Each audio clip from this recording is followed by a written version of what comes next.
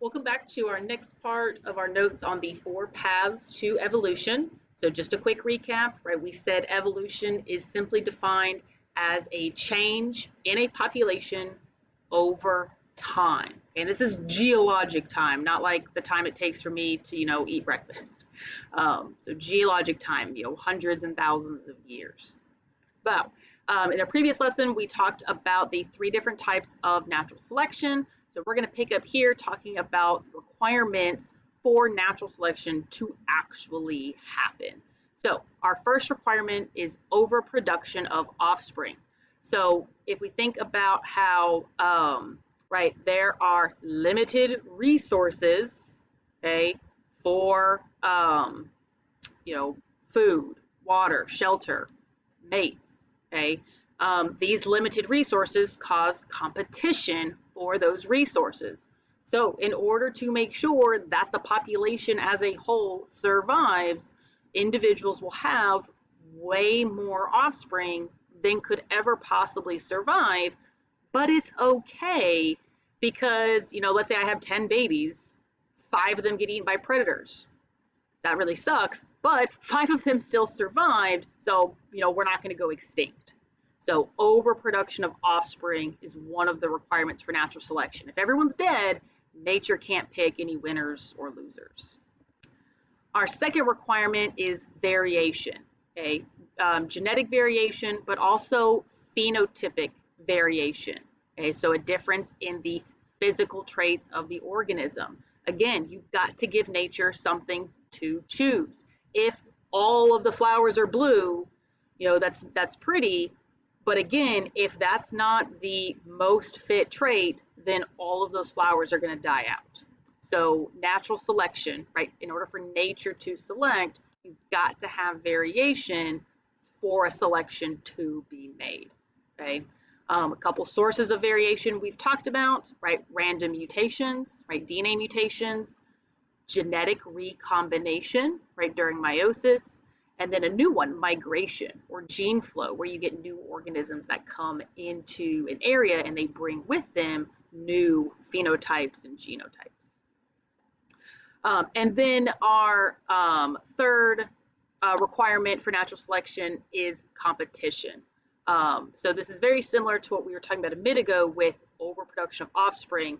But again, competition is necessary in order for natural selection to occur, because if you have enough food for everyone, enough mates for everyone, right? If there's no competition, everyone survives, everyone wins, and we all go off into the sunset and have a great day. But that is not going to lead to a change in the population. So competition, right, sorts out which traits are better and which traits are not. So without competition, you can't have natural selection, which means you're not going to see evolution, okay? Because again, natural selection is just a path towards evolution, a path towards seeing a change in a population over time, okay? All right. And then, sorry, this is actually our last one. Natural selection, right, leads to descent with modification. So we're seeing a change in that population over time, and that is allowed or is able to happen because of overproduction of offspring, competition, and phenotypic variation.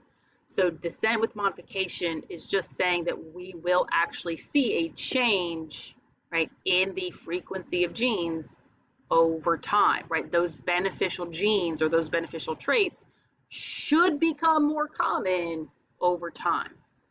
But please just remember, individuals do not evolve, only populations. Okay, you and I can grow and develop, we do not evolve. Only populations evolve, okay?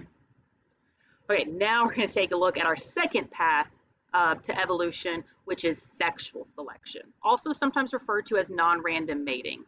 So before we talked about the 3 different types of natural selection, stabilizing, directional, and disruptive selection. These all occur because the environment is, seeing which trait is more fit and which one isn't.